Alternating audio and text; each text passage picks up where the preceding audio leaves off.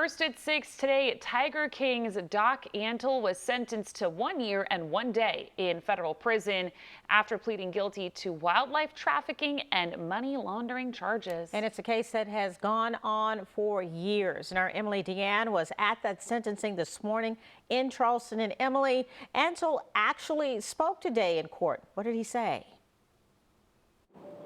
That's right. Doc Antle expressed his remorse and said he was sorry that he put his family members, those he worked with, and countless animals through this years-long case. Part of today's sentencing requires him to surrender 3 chimpanzees, which were a focus in today's case. Now, Antle became popular and a household name after the Netflix hit series Tiger King.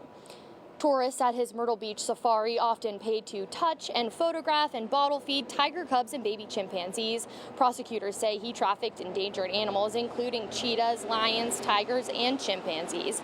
They also say he laundered more than $500,000 in cash that was allegedly meant to smuggle undocumented individuals into the U.S.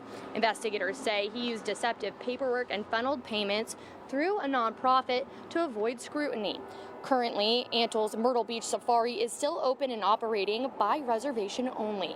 Animals' rights advocates from PETA say they will continue to fight for all of those animals. Doc Antle is one of the most notorious animal abusers in United States history.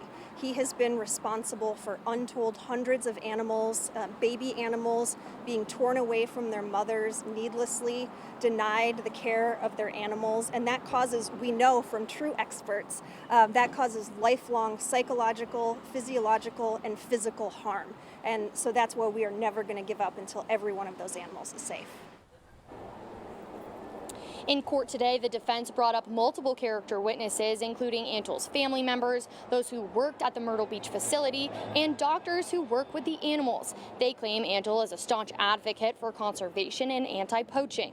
Antle's longtime veterinarian was moved to tears when talking about how much he cares for all of his animals, pleading with the judge that those animals depend on him to survive. Now, there's still a lot that we don't know about this case because it remains sealed. Antle is required to pay a $55,000 fine and a $200 special fee to the Lacey Act Foundation.